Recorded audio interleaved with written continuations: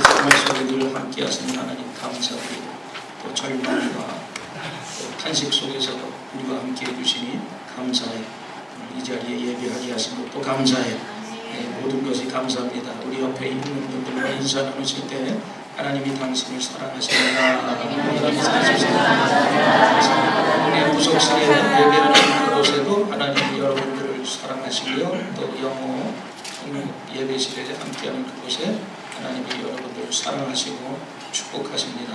오늘 주시는 하나님 말씀은 구약성경 이사야 60장에 있는 말씀, 60장 1절에서 3절까지의 말씀 우리 같이 공독하시겠습니다. 일어나라, 빛을 발하라. 이는 내 빛이 이르렀고 야훼의 영광이 내 위에 임하였음이니라. 보라, 어둠이 땅을 덮을 것이며 캄캄함이 만민을 가리려니와 오직 야훼께서 내 위에 임하실 것이며 그의 영광이 내 위에 나타나리라. 나라들은 내 빛으로, 왕들은 비치는 내 광명으로 나아오리라. 아멘. 자, 제목 같이 한번 따라하십시다. 일어나 빛을 발하라. 다시 한번요. 일어나 빛을 발하라. 이런 제목으로 은혜를 나누겠습니다. 오늘 이 읽은 본문의 이사야의 말씀은 이스라엘 백성들이 포로 생활로 인해서 지칠 대로 지쳐있는 상황에서 선포된 하나님의 말씀입니다. 이스라엘 백성들은 그 상황에서 모든 꿈을 접고 모든 희망을 포기한 상태였는데 하나님이 그들을 향해서 일어나라, 빛을 발하라, 이러한 명령을 내리셨습니다. 우리가 이 축복의 기회를 잡고 세상의 빛으로 살려면 과연 어떠한 삶을 살아야 될지 오늘 본문의 말씀을 근거로 해서 우리가 은혜를 나누기를 원합니다. 첫 번째로 오늘 1절 말씀에 보니까 일어나라, 빛을 발하라 이렇게 말씀하고 있어요. 그래서 먼저 우리가 해야 할 것은 일어나야 되는 것입니다. 여기서 일어나라는 명령은 크게 두 가지로 함축된 의미를 가지고 있어요. 한 가지는 상황적인 면에서 절망과 위기 가운데서 일어나라, 이런 뜻이 있습니다. 이사야 선지가 활동한 그 당시에 이스라엘의 최대의 위기를 맞고 있을 그 당시였습니다. 바로 그런 위기 가운데서 하나님께서 이사야 선지자를 통해서 주신 말씀이 오늘 본문의 말씀인데, 그 명령이 바로 일어나라 라는 명령이었어요. 여러분, 패배와 좌절과 그 위기 가운데서 일어나라는 거예요. 우리가 신약 성경을 펼쳐보면 예수님께서도 일어나라는 그런 명령의 말씀을 많이 해주셨어요. 특별히 예수님께서 한 번은 나인성 과부의 아들이 죽어서 장례하는 그 행렬에 지나가시다가 통곡하며 울고 있는 그 과부의 아들 관에 손을 대시면서 뭐라고 말씀하세요? 청년아, 일어나라! 그랬더니 죽었던 청년이 거기서 일어났습니다. 그런가 하면 죽은 지 나흘이 돼서 시신에서 썩은 내가 나는 그 장사된 그 무덤, 돌무덤을 옮겨놓고 그 나사로를 향해서 예수님께서 말씀하십니다. 나사로야, 나오라! 그랬더니 그 모든 시신에서 나와서 걸어다니게 됩니다. 또 그런가 하면 회당장 야이로의 딸이 죽었을 때 그 딸에게 가서 뭐라고 말씀하세요? 소녀야, 일어나라! 달리다 굼! 했더니 그 자리에서 죽었던 소녀가 일어나는 기적을 행했습니다. 그뿐만 아니라 예수님의 제자들도 그 능력으로 안진뱅이를 일으켰어요. 베드로와 요한이 제9시 기도하는 시간에 성전에 올라가다가 성전 미문에 앉아있는 안진뱅이를 보고 뭐라고 그랬어요? 은과 금은 내게 없거니와 내게 있는 것으로 내게 주노니 곧 나사렛 예수 그리스도의 이름으로 일어나 걸어라! 명령했더니 평생 안진뱅이로 살았던 그 안진뱅이가 그 명령에 순종해서 일어나고 걷고 뛰고 참여하는 기적의 역사를 이뤘습니다. 여러분, 사람의 명령은 늘 제한적이지만 창조주가 되시고 만왕의 왕 되시는 예수님의 이름으로 우리가 명령하면 그 기적이 일어나는 것을 믿으시기를 바랍니다. 일어나라고 명했을 때 죽은 자가 일어났어요. 병자가 일어났습니다. 안 풀리던 문제가 풀려졌어요. 어떤 위기와 절망 가운데 있는지 도저히 할 수 없고 될 수 없는 상황 가운데도 하나님께서 명하시는 일어나라는 그 음성을 듣고 일어나기만 하면 기적은 일어나는 것을 믿으시기를 바랍니다. 그래서 우리는 이 명령에 순종을 해야 돼요. 두 번째로 오늘 이 일어나라는 명령은요, 지금 당장 일어나라는 명령입니다. 여러분, 하나님의 명령은 항상 이 형제적이면서 계속성을 가지고 있어요. 그러므로 일어나라는 것은 바로 지금 이 시간에 일어나라는 것 뿐만 아니라 한번 일어나려고 하다가 안 된다고 주저앉지 말고 일어설 때까지 계속해서 반복해서 일어서라는 것입니다. 우리는 그 음성을 들을 때 내일로, 다음으로, 마지막으로 그렇게 막연하게 미루지 말고 지금 당장 일어나야 되는 것입니다. 여러분, 일어나는 것은 행동의 첫 단계. 일어나지 않고는 결코 우리가 행동할 수가 없습니다. 주저앉아서는 아무 일도 할 수가 없어요. 일어나야만 다음에 단계로 행동으로 옮길 수가 있어요. 특별히 그래서 우리는 2017년도 한 해 영적인 면에서 여러분들의 침체된 신앙에서 벌떡 일어나게 되시기를 주님의 이름으로 축원을 드립니다. 또한 우리가 어떻게 하는 것이 일어나는 것이냐, 그냥 아무 변화 없이 마음만 붕 떠서 다니는 것이 일어나는 것이 아니에요. 여기서 일어나라는 본문의 말씀은 우리가 쉽게 말하면 믿는 사람답게 바르게 살아라는 그런 의미가 있습니다. 여러분, 우리가 믿음이 올바르게 서면 우리의 이 태도와 언어도 또 바르게 되고 우리의 생각도 올바른 생각으로 살아가게 되고 따라서 우리의 삶도 바르게 되는 것입니다. 여러분, 지금 시대가 상당히 어두워요. 이 시대에 무엇보다 필요한 사람이 바른 믿음을 가지고 신앙생활을 하는 사람들입니다. 종종 믿는다고 말은 많이 하지만 믿음이 요구하는 바른 인간상을 갖추지 못한 신앙인들을 주변에서 많이 봅니다. 그러면 진정으로 그 사람은 복된 존재가 될 수가 없어요. 예수를 믿는 많은 사람들이 말만 무성하고 실천을 하지 않기 때문에 예수쟁이들은 말뿐이다 그러면서 믿지 않는 불신자들이 우리를 향해서 비아냥거리는 말을 듣기도 합니다. 우리가 아무리 말이 유창해도 행동으로 옮겨지지 않는 것은 믿음이 아니, 우리에게 필요한 것은 신앙에 대한 많은 지식이 아닙니다.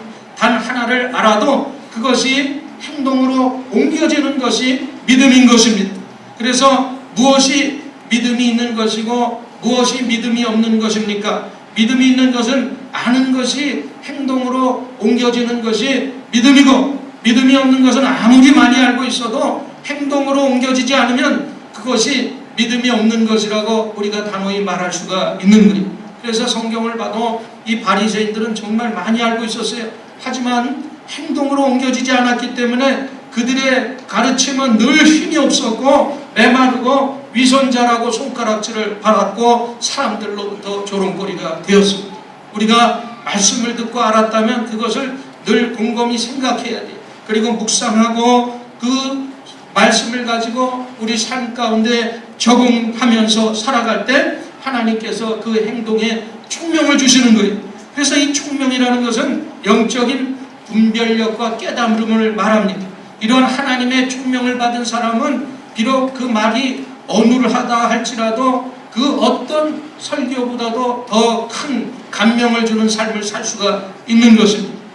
여러분, 한국의 어느 동네에 슈퍼마켓을 하고 있는 사람이 그 동네 새로 옆에 교회에 부임해온 목사님이 아주 설교를 잘한다고 가게에 오는 사람들한테마다 칭찬을 했어요. 그러던 중에 어느 사람이 와서 물어보는 거예요. 아저씨, 지난주에 목사님이 무슨 설교를 하신지 아십니까? 그랬더니 이 주인장이 대답하기를, 나는 바빠서 교회를 나갈 시간이 없어요. 그렇게 얘기하는 거예요. 그런데 어떻게 목사님이 교회도 안 나갔는데 당신이 목사님이 설교를 잘하는지 안 하는지를 어떻게 합니까? 라고 물어봤더니 그 사람이 대답하는 거예요. 그 목사님이 온 다음에 그 교회 성도들이 외상값을 얼마나 잘 갚는지 모릅니다. 대답을 했다는 거예요. 여러분, 성도는 하나님의 소유된 자녀라고 했어요. 또 왕같은 제사장이기 때문에 우리가 올바른 믿음에 따른 삶과 가치관을 가지고 살아야 될 줄 믿습니다. 그것이 바로 일어나서 빛을 발하는 삶인 것입니다. 여러분, 오늘 한 해는 여러분들이 일어서게 되시기를 바랍니다. 그리고 올바른 믿음을 가지고 올바른 삶을 가지고 올바른 가치관을 가지고 주님을 향해서 달려나가는 한 해가 되기를 주님의 이름으로 축원을 드립니다. 그 다음에 우리가 빛을 발하라 그랬는데 그것은 두 번째 어떤 의미가 있느냐? 밝게 살아야 된다는 거예요. 여러분, 모기가요 어둠을 좋아해서 낮에는 숨어들어요. 그래서 어디 지저분한 하수구나 이런데 또 집안 구석에 들어왔다가도 방 구석에 어디 닫혀 있다가 밤에 불만 끄면 모기가 출현을 해요. 그래서 끊임없이 사람을 공격하죠. 그래서 불을 끄면 나타나가지고 귀에서 윙윙 그러다 불을 켜면 어느새 또 어디에 숨었는지 우리가 모기 때문에 많은 어려움을 당한 경험이 있을 것입니다. 사람도 어두운 것을 좋아하는 생리를 가지고 있습니다. 밝은 곳을 피해서 어둡고 침침한 곳을 찾아드는 습성이 사람들에게는 있어요. 그래서 가끔 한국에 가서 보면 카페 보면 왜 음침하고 칙칙한 분위기의 카페들을 발견하게 되는데 사람들의 어떤 마음을 그대로 반영한 그런 모습이라고 볼 수 있을 것입니다. 여러분, 지금 우리 한국의 정치, 경제, 사회 모든 문제, 어두운 구석에 이루어진 그 모든 사건들이 가만히 보면요, 그 모든 문제의 그 발생지는 어두운 곳에서 발생했어요. 불법도, 탈선도, 사기도, 범죄도 대부분 모든 것이 어두운 곳에서 이루어집니다. 세상의 문제들은 낮보다 밤에 이루어지는 일들이 많습니다.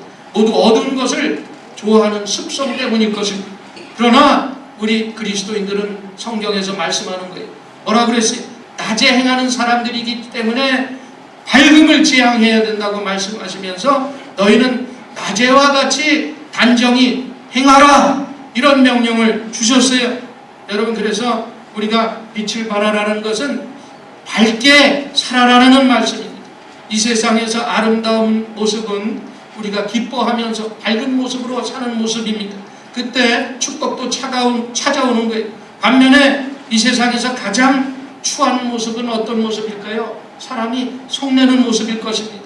우리가 속내고 분노하고 이런 삶을 살 때 모든 축복도 달아나게 되어 있습니다. 그래서 성도는 생활 능력도 있어야 되고 자기 조절, 또 더군다나 이 분노 조절의 능력도 가지고 있어야 돼요. 예수님 믿고 하나님 자녀된 우리들은 감정과 또 표정과 언어 관리도 잘해야 되는 것입니다. 그래서 항상 모든 면에서 밝은 모습을 우리가 보이면서 살아야 되는 거예요. 요즘처럼 치열한 경쟁 사회 속에서 실력도 물론 중요하지. 그러나 중요한 것이 있어요. 그 사람이 호감 가는 사람이 돼야 되는 거예요. 호감 가는 사람이 되기 위해서는 밝은 사람이 돼야 돼요. 인물이 잘생기지는 않았지만 마음 씀씀이가 잘 좋은 사람, 이런 좋은 인상은 얼마든지 우리가 만들 수가 있는 것입니다. 우리 그리스도인들 가운데서 사회생활에 적응하지 못하는 사람들이 주변에 상당수가 있습니다. 그런데 의외로 이런 사람들은 이 그리스도인들 사이에서 신실한 믿음이라고, 그러한 신실한 믿음을 가지고 있다고 잘못된 평가를 받는 사람들이 있어요. 이것이 절대로 성경적인 모습이 아닙니다. 예수님은 우리를 일컬어서 뭐라고 그랬어요? 세상의 빛과 소금의 역할을 감당하기 위해서 세상 사람들과 분리해서 살라고 말씀하지 아니하시고 세상 사람들과 어우러져서 살라고 말씀하고 있습니다. 그 속에서 빛을 발하면서 그 속에서 맛을 내면서 살아가라고 명령하셨습니다. 여러분, 세상에서 어떻게 살고 있습니까? 여러분들이 세상에 뛰어들어 정말 믿지 않는 그 세상 사람들에게 빛이 되고 소금이 되면서 살고 있습니까? 대답이 없어. 여러분, 어느 날 레오나르도 다빈치가 최후의 만찬을 그렸잖아요. 그래서 그 최후의 만찬, 예수님 식사하시는 그 모습을 그리다가 예수님의 얼굴을 그려야 되는데 예수님의 얼굴을 그리려고 하는데 모델이 생각이 안 나는 거예요. 예수님을 어떻게 그릴까 생각하다가 성전 바깥에 거닐고 있었어요. 근데 그 성전 공사장에서 성전 공사를 하는 한 청년이 있었는데 얼마나 즐겁고 기쁘게 일을 하고 있든지 그 모습을 보니까, 그 표정을 보니까 너무 아름다워요. 그래서 저 모습이 예수님의 모습이다 생각하고 그 청년을 모델로 해서 예수님을 형상을, 얼굴을 그렸다는 거예요. 근데 또 한 가지, 12제자 가운데 예수님을 팔아먹은 가룟 유다를 그려야 되는데 그 가룟 유다의 인상은 어떨까? 또 그리려고 그러니까 이게 안 떠오르는 거예요. 그래서 또 나갔더니 성전을 공사하는 그 공사장에서 한 청년이 술을 마시면서 싸우고 있어요. 그러면서 막 욕지거리를 하면서 싸우고 있는데 영락없이 그 청년의 얼굴의 모습을 보니까 저게 바로 마귀 새끼 같은 유다의 모습이다 생각하고 그 얼굴을 모델로 했다는 거예요.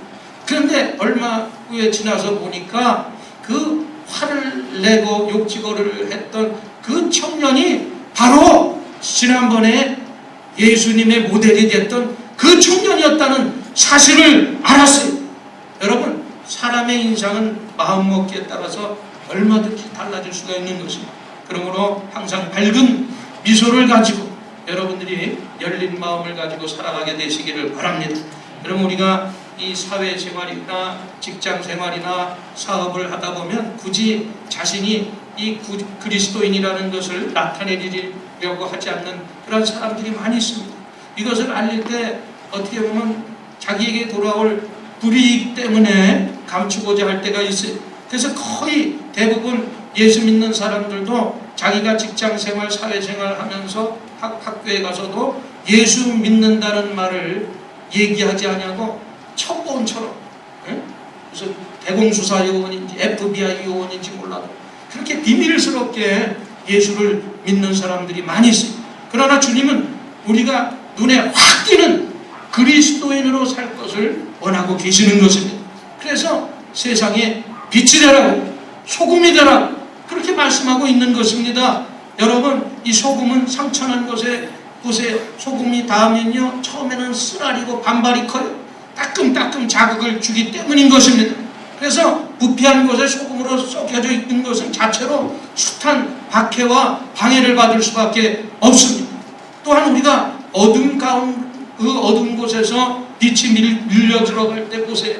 저항이 만만치 않습니다. 은밀히 행했던 그 죄악들이 백일화에 드러나기 때문에 어떻게 해서든지 그 빛을 거부하려고 하는 거예요. 그럼에도 주님은 우리로 하여금 상처를 아물게 하는 소금과 어두움을 비추는 빛이 되라고 그렇게 명령하고 있습니다. 여러분, 숨은 그리스도인이 아닌 드러난 그리스도인이 되라고 분명하게 말씀하고 있습니다. 예수님에 대해서, 교회에 대해서 닫혀있는 사람들의 마음을 여는 것은 다른 방법이 없어요. 내 이웃을 내 몸같이 사랑하라고 말씀하신 말씀처럼 내 이웃을 내 몸처럼 사랑하는 일입니다. 그래서 그리스도를 닮은 그리스도인이 이웃을 사랑을 실천할 때 어두운 세상이 환하게 밝혀질 수밖에 없는 것입니다. 그래서 그리스도인들은 세상에 빛이 되어야 되는 것입니다. 이 헬라에 유명한 이야기가 있는데요. 어느 날 한 맹인이 등불을 켜고 밤길을 갑니다. 왜냐하면 자기는 안 보이지만 자기가 안 보여서 다른 사람들이 자기하고 부딪힐까봐 자기의 손에 등잔불을 들고 걸어가기를 시작했어요. 근데 한참 걸어가기를 시작하다가 어떤 사람하고 탁 부닥쳤어요. 그러니까 이 맹인이 부닥친 사람에게 소리를 치는 거예요. 당신은 눈도 없어!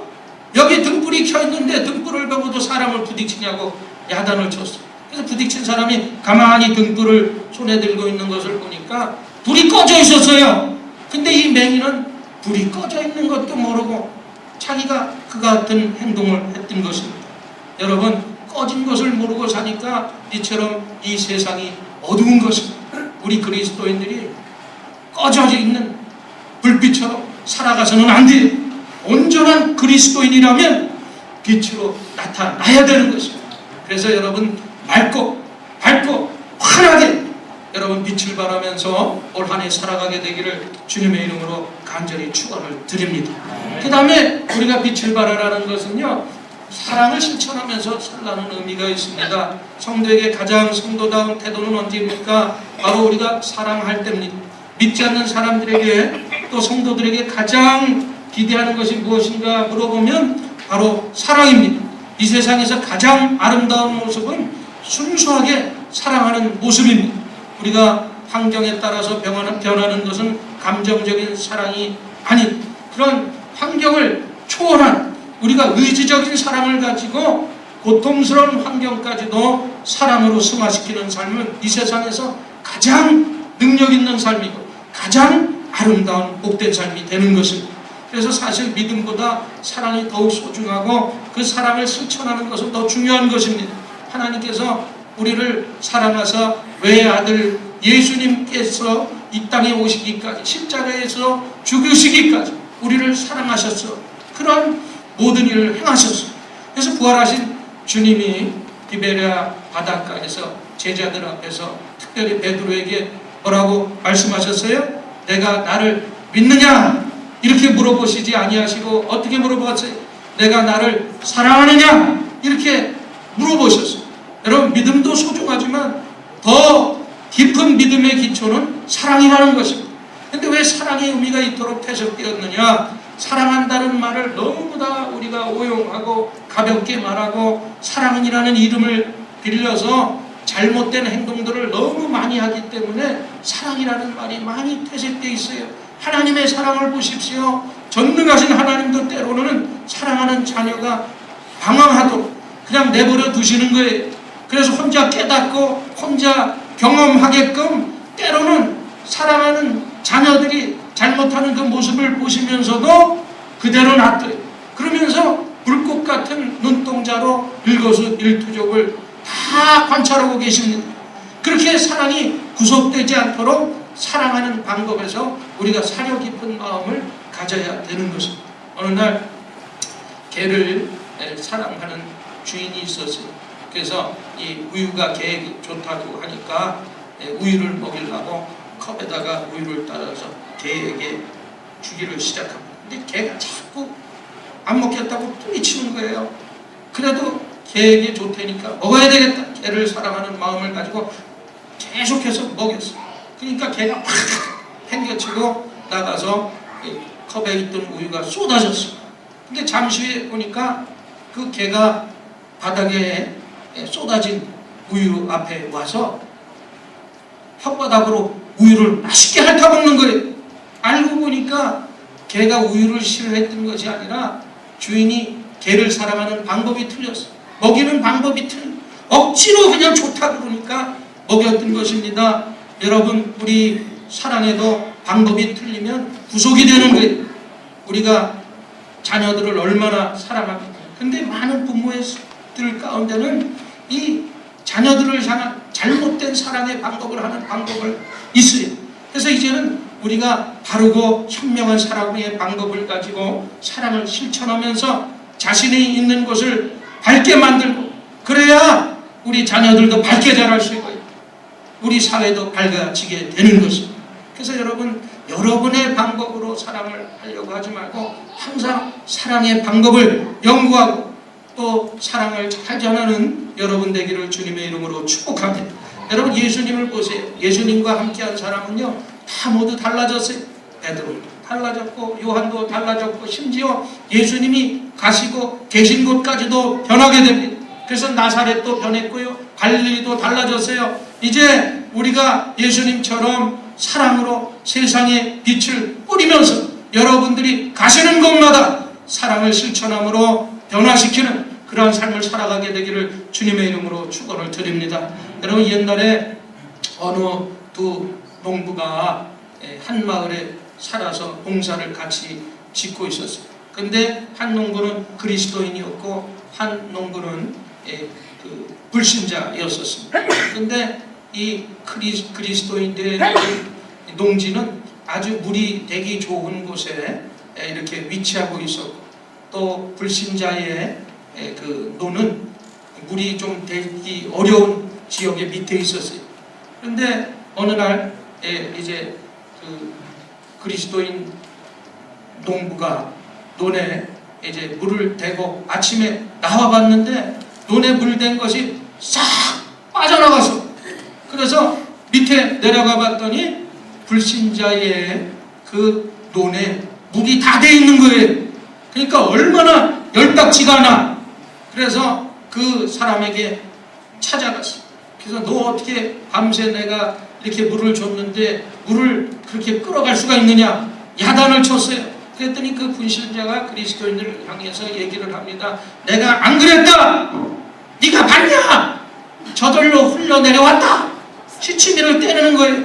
그래서 그리스도인은 화가 나서 불신자의 논에 물을 다시 빼기를 시작했어요. 그래서 다시 자기 논에다가 댔습니다. 그리고 와서 집에 왔는데 마음이 평안치가 않은 거예요. 그래서 그날 저녁에 하나님 앞에 무릎을 꿇고 기도했습니다. 하나님, 제가 당연히 취할 권리를 취했는데도 마음에 평안함이 없습니다.